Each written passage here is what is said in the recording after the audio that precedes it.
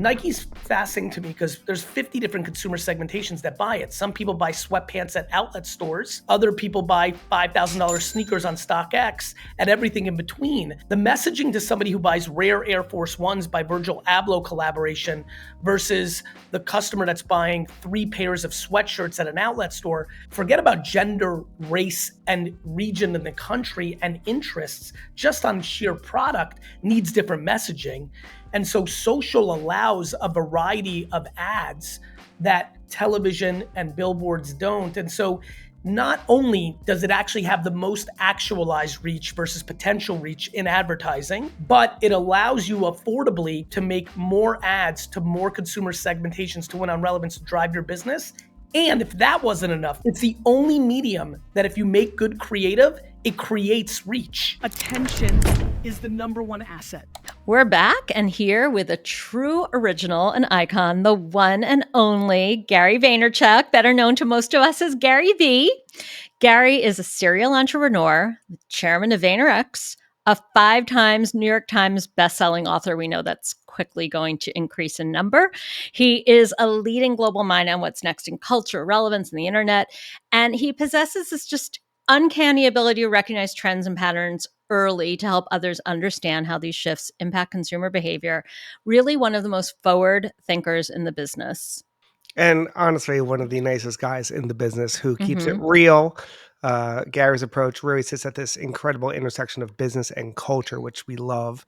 And he keenly understands how to bring brands relevance to the forefront. Generally one of the wisest, kindest, and just most interesting people in the business. He's prolific in so many ways, and not just an entrepreneur, but he's an author, and he's got a brand new book out. It's his 7th, called Day Trading Attention, which I love, which is all about how to harness the power of underpriced attention channels in the digital age and master storytelling in today's social media. Gary V, welcome. Bienvenidos to Gary. Brand New. I'm so pumped to be on this show. I know that a lot of people that are listening right now are huge friends and fans of you two, which means that some of them cross circles with me because a lot of the nice people in marketing tend to be friends with each other. And so this is just like literally being like in a hangout session and knowing that a lot of people that are listening are also dear friends and could all be on this show as well. And so I'm excited to be here. I'm proud of you two. You both know how much I believe in creating original content, and our industry also is really back to the point why I wrote the book, and just where we're at, and probably why some people are listening if they're listening because they saw that I'm a guest. Like, there's just a lot going on in our industry. Like, I really do believe that we're in the middle of what happened when we went from radio to television. I think it's very clear we're going from television to phone. We're in that era now, right? And even TV as we know it is all streaming now. Network and cable are being disrupted heavily. How's the quote go, Gary? May you live in interesting times, right? Yes, the Chinese curse. By the way, it's a curse. So. I love that. But to that point, like, we are going to live through a pretty substantial, in marketing and business, winners and losers decade. That's without even factoring in AI, which is the biggest elephant in the room. And so it's a fun time to think and debate. And I get a lot of love and sometimes cynicism of like being early to stuff or things of that nature. But I don't think we can really put our heads in the sand much longer on definitely on the things I talked about in the book. As a matter of fact, it's a really fun day here. Where's here? Where are you, Gary? Yeah, here. I mean, I'm in Charlotte, but here is in like literally 1 week. Oh yeah, Marissa, are you here? Yeah. I'll text you. Okay. I'm like very in and out. But, I'm so coming to see you next, Joey. We can edit that part out. What 1 week into the book, I got 3 meaningful LinkedIn messages and texts today from actually a very interesting set of people, all with the same profile. People I have not really worked with or even really had a lot of combos with, call it, what are we in 2024, in the last 5 to 6 years, but people that I did speak a lot to or worked with, call it 6, 7, 8, 9 years ago. And it was really just interesting. They all kind of shared the same thing, which is like, either, man, thank you for writing this. This is what I need to give my marketing team. Or, hey, I really feel like some of the pontifications and quote unquote hyperboles of yours from a decade ago sure feel like they're real now. Would love to talk to you about it, or glad you put this out. I took away this from it. So it just feels, you know, how the timing is such a big factor in life. I feel like this concept of like brand building in social, what socials seat at the table in a marketing mix is, how to be good at it, why the era of like, let's just give it to the kids internally isn't working. Like all the stuff that I know is keeping CMOs and brand managers up at night feels like it's culminated into this moment. I've been thinking a lot about timing relative to this conversation. And when I was reading your book and your intro talking about how when you got your start really in social media in around 2006, and I love that you timestamped it the way I often timestamp it, which was we were still calling it Web 2.0, friends. It wasn't even yet called social media. And that happened to be right around the time I was becoming a bigger corporate marketer on bringing brands into the this revolution, but on the corporate side. And I think it was soon after you and I first met. And so you already sort of set this thought up. I'm curious what you think are actually the biggest changes now in effectively using social media today. Like, because some of it is all coming back around, but some of it is profoundly different in obvious ways, like new channels. But what do you think is the biggest difference now? Yeah, let me break down what you're saying, Marissa. Yeah. I think what's coming back around is really early social, '06, Mm-hmm. '07, '08, and really probably when I'm trying to get this timing right, probably '09, we started Vayner, probably 2010, 11 Facebook feed was huge. It was, Yep. you could post something. Big shout out to Victor Lee. I hope you listen to this, Victor. He was at Hasbro, Ginny McCormick, those two, uh, who were on Hasbro when they awarded Vayner the Furby business. They were relaunching Furby after 20 years. And we made a post on Facebook fan page. This was now feed, not wall anymore. And it was a meme of a Furby, and it backwards, it said, leave a comment with your name backwards. So backwards, it said that in the meme. And you had a comment with your name backwards. Commenting was such a trigger to organic virality and reach. We had figured that out. And so that's why we did that strategic piece of creative. That piece of creative became the second most commented post in the history of the platform at that point. Wow. And, and it was really profound and really was basically the second most commented post besides an Obama post. And it was about to pass it, and then it miraculously stopped. And I was like, uh-oh, there must be somebody behind the curtain there. They didn't Mm-hmm. want Furby to be number one. But what you're saying is early social, the organic reach potential was high on Facebook specifically. And then it went into more like email marketing. You would always get the same amount of impressions. And then the TikTokification of social that we're in now is back to it. And so here's what's changed. What's changed is the sheer amount of attention that is on the platform, Yep. right? Unlike when you and I were doing that, Marissa, in '06, or the apex moment I'm talking about in 2011. In 2014, if you break down actual minutes of consumption between ads, forget about content, ads. So not people that watch the Chiefs. My favorite Jets play the 49ers on the Monday Night Football on September 9th that's coming. No. How much attention is on the commercials in between the game? If you take TV commercials, if you take outdoor billboards, if you take ads and full page ads in print, magazines, newspapers, if you take banner ads, if you take email open rates and consumption of the email, sales, if you take Google AdWords, if you take pre-roll YouTube, if you take all of it, social media has one big advantage. You don't know the ad is coming. Mm-hmm. And everything I just said, you know the ad's coming. And in that hundredth of a nanosecond, we as consumers, not as marketers, we as consumers don't want it. We as marketers want you to want it, but we as consumers don't want it. Social's attention, sheer scale of attention, I believe is greater than any other marketing medium on sheer consumer behavior. But then when you add that the ad is unrecognizable until you're a second in, which is different than every other medium. You know it's coming in every other medium. you take those two things together, it is now the most important reach machine in marketing. And because of the nature of it, you're able to win on relevance with so many more consumer segmentations than you are in any other medium. You two know this. You've done this for a living for a long time. A TV commercial production cost is high. And when I say high, forget about even the production fee. The creative agency of record being on staff to come up with the idea is a lot of money. Yep. And then if you do a big campaign, the fancy director, and what about the out of pocket for the talent?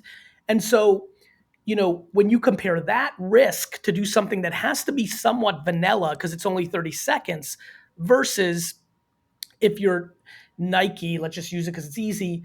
Nike's fascinating to me because there's 50 different consumer segmentations that buy it. Some people buy sweatpants at outlet stores.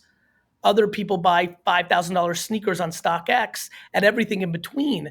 The messaging to somebody who buys rare Air Force Ones by Virgil Abloh collaboration versus the customer that's buying 3 pairs of sweatshirts at an outlet store, forget about gender, race, and region in the country and interests, just on sheer product needs different messaging.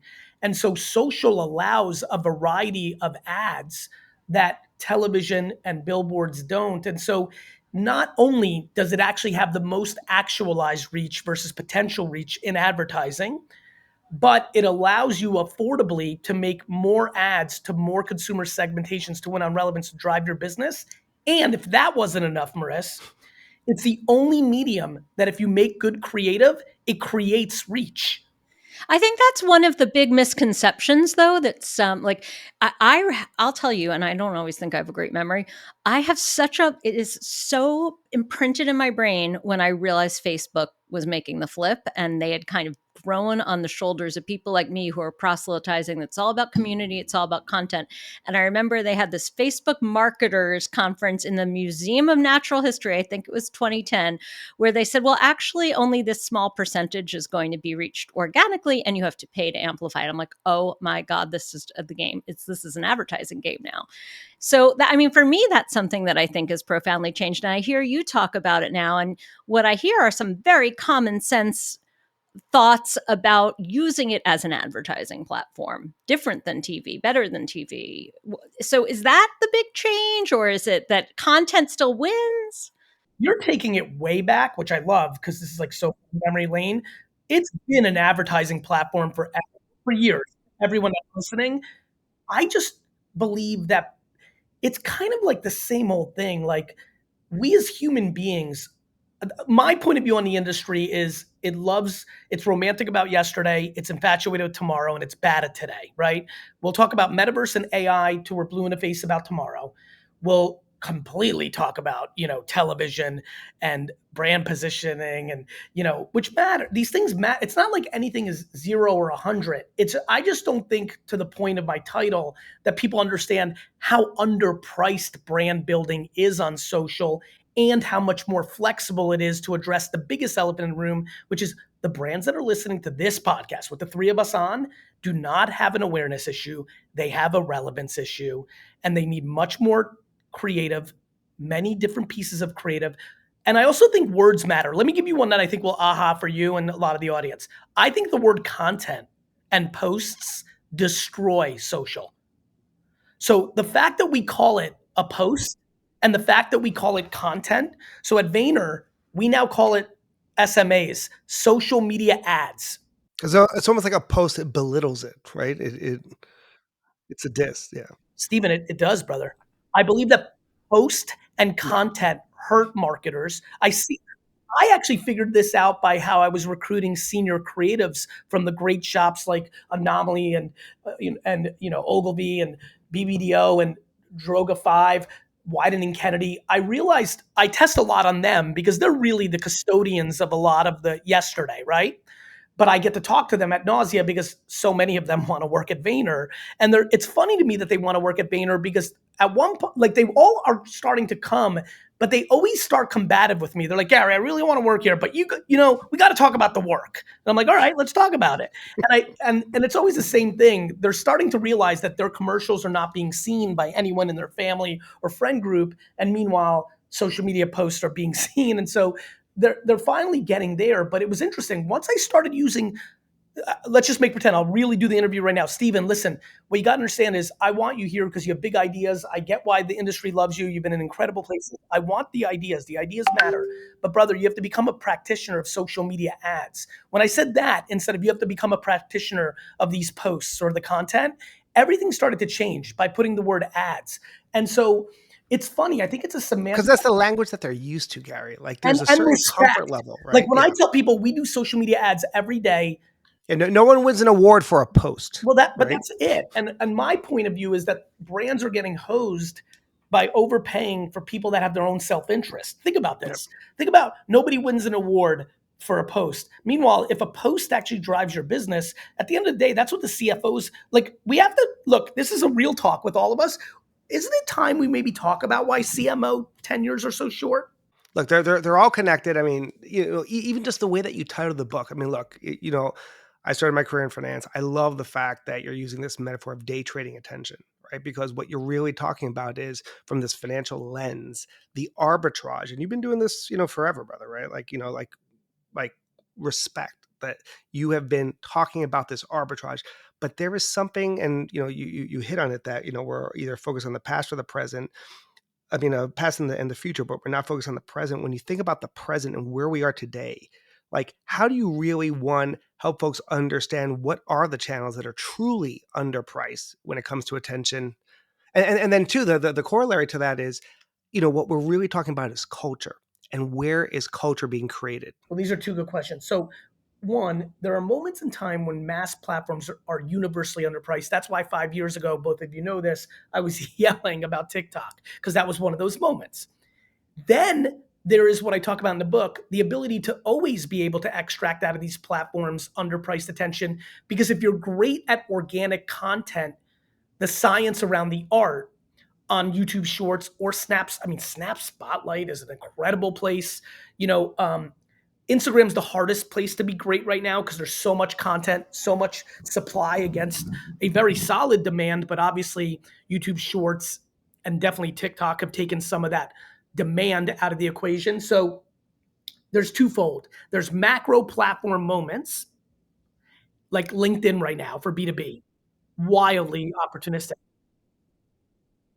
Yeah, huge. I mean, LinkedIn, by the way, everybody who's listening who's a B2B marketer, if you don't have an obnoxious amount of your energy towards organic creative on LinkedIn, you're missing a huge opportunity. I've got one client who now is doing their trade show creative based on affirmation of social creative. Makes so much sense. What social, this is a good line. This will help a lot of people. What social does is if you do it well for a sustained period of time, months, not days, months, it mitigates the risk of creative. What all of us do when we do campaign work with our animatics, with our surveying, with our strategy work, with our data, with testing, and then worst of all, our subjective opinions in a boardroom, what we do is we're trying subconsciously to mitigate the risk of the creative, right? We want it to hit. As if we're all being very humble with ourselves, we know that most of our work in the last decade in this industry has not hit, right? One, that has to do with distribution. That's the point of social. Two, it's because the creative is vanilla. And to really hit, you have to win on relevance. Fine. And three, because it hasn't been that great. But here's what always drove me crazy. I look at you two and I think about everybody who's listening. So much firepower, so much talent. You know how many times we've been in boardrooms where we did come up with the idea, but somebody killed it because they subjectively didn't like it? What social does when you do it well is it mitigates the risk of creative because you're doing ads every day to get quant and qual affirmation. And so the way we talk about it and the way the book talks about it is do social media ads every day well to do better advertising the next day. And this is historical. Betty Crocker did this kind of work back in the day. I had a really fun email from a guy who's like, we did this. We did print ads at scale.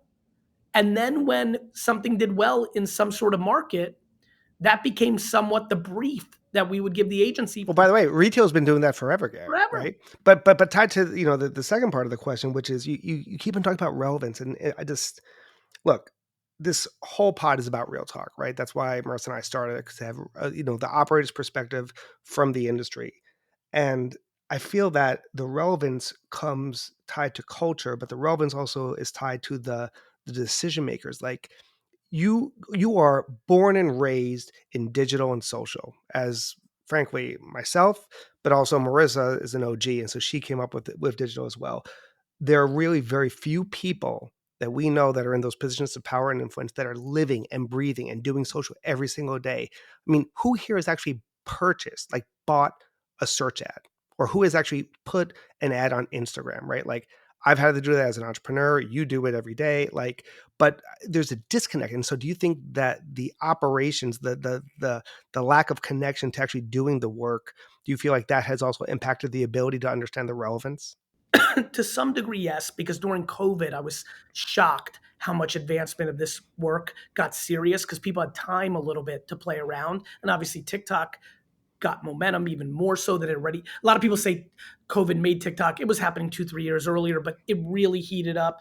Yes, but I think if we're going real talk, the realest thing that I see is that the reporting doesn't justify it internally, thus rendering the most senior leader to have less appetite for it because so much of the bonuses or the justification of the work is tied to internal or external reporting.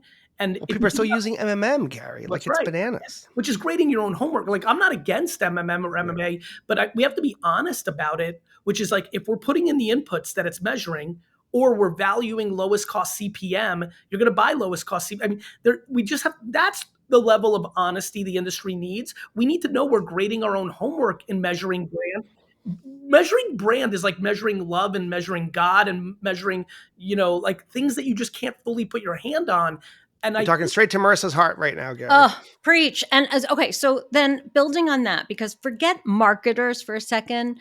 I mean, for me, the big ongoing question, and for a lot of people listening, is how do you get the CEOs or the CFOs to understand its value as, I mean, things that I know you're really saying in the book is for the insights alone. And you're just saying that here, it's worth it. Just do it for the insights alone.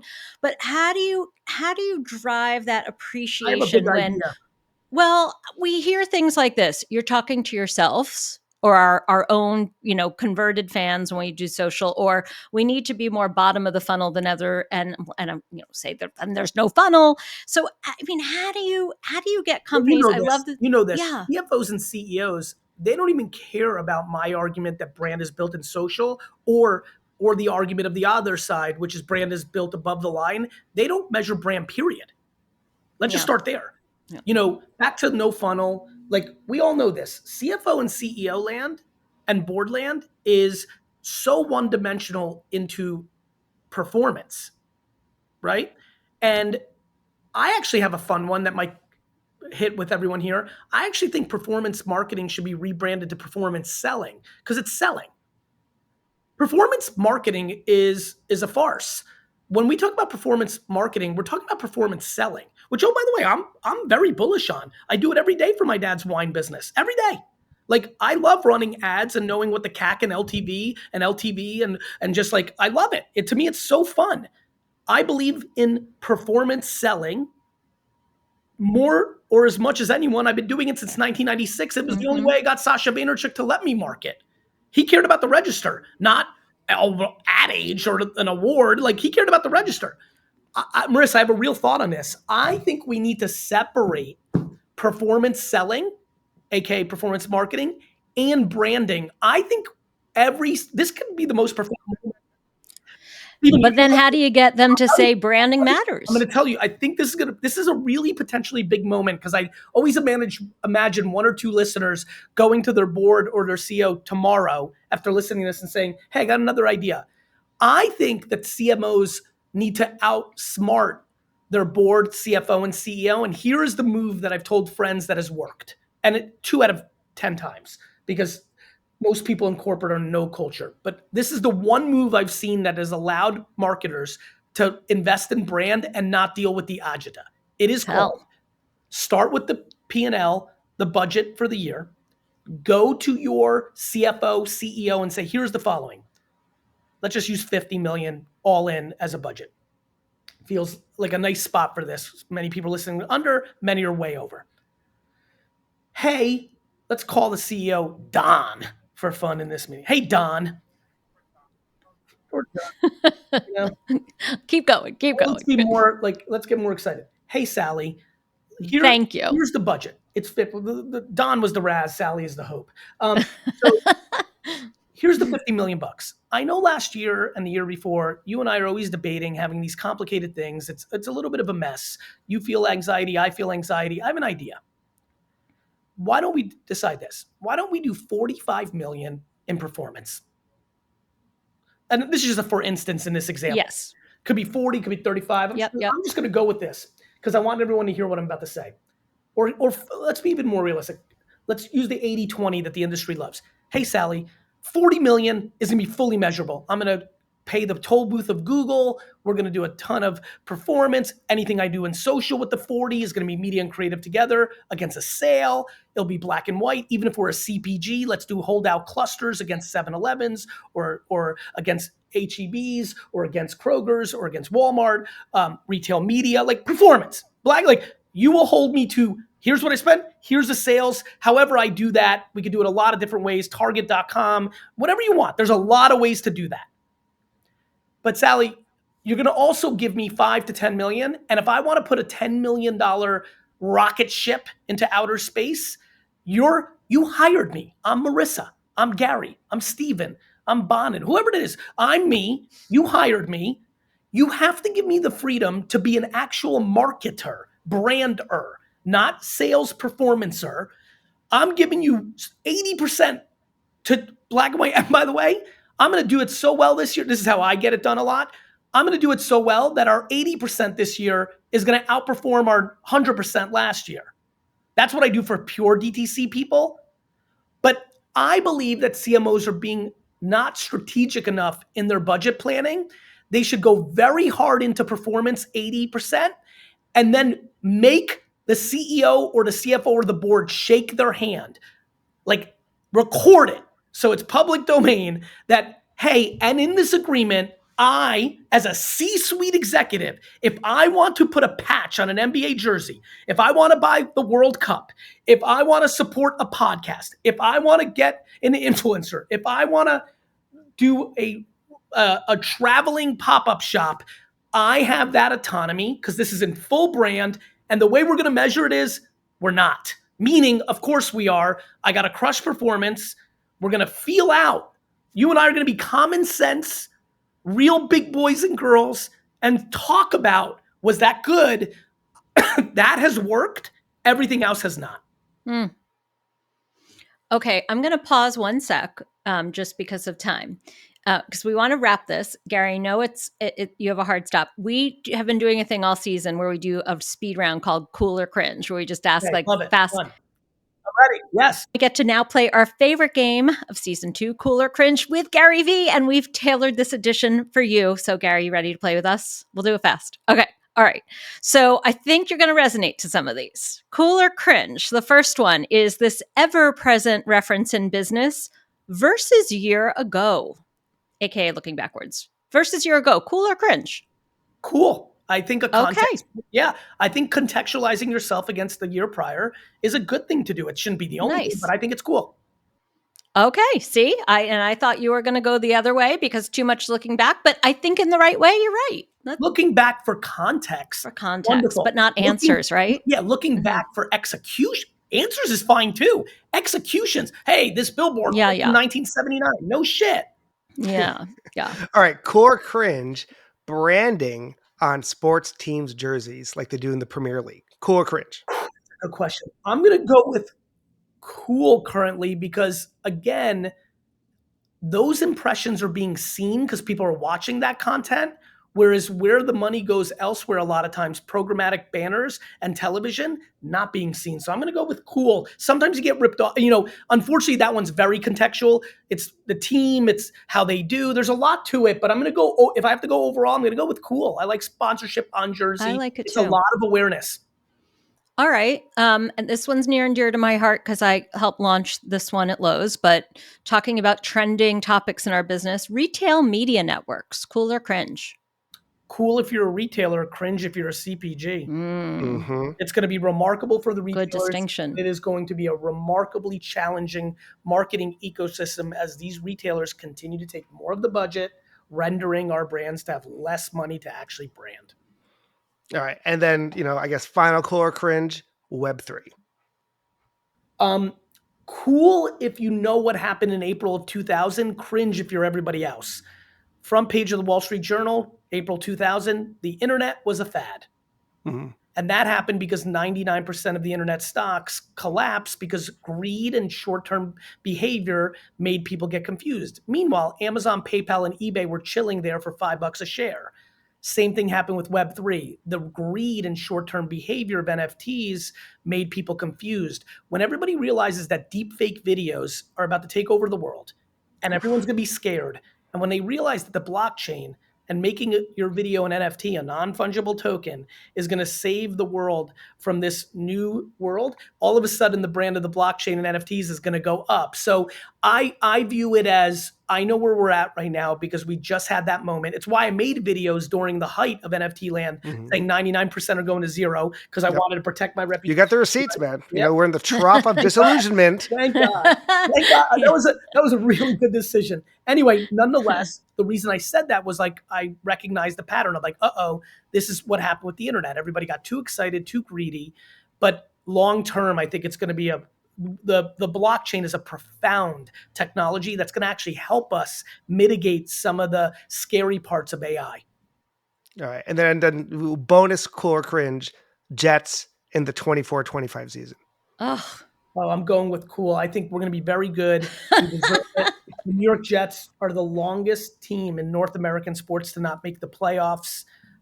We deserve it. Because they're waiting for you to buy them, man, so you could turn that around. Come on, man. Get on it. My son's a major sports fan. He's going to turn 12 before this season, and he's never, since he's been alive, have had the Jets go to the playoffs. So this is our year, Aaron Rodgers to the promised land. I'm excited. Listen, I now know what it's like to watch a heated sports competition with you. Watching one of those game 2 of the Knicks, it was amazing and scary. So let's show everybody the truth. We were both in middle of the country at a conference. The Knicks Pacers game was on. I was so nervous, and being a sports fan, Gary, which is a different version of myself, I literally left the sports bar. You did. It's too intense. I just didn't want to impose my ridiculousness on everyone. But I wanted to keep sharing the moment with you, so I kept texting you when they were doing okay. Awesome. Love you guys. Thank you. Thanks so much, Gary. Thank you so much, Gary. You've been amazing. We're so glad to have you, everyone. Day trading attention. Go get it.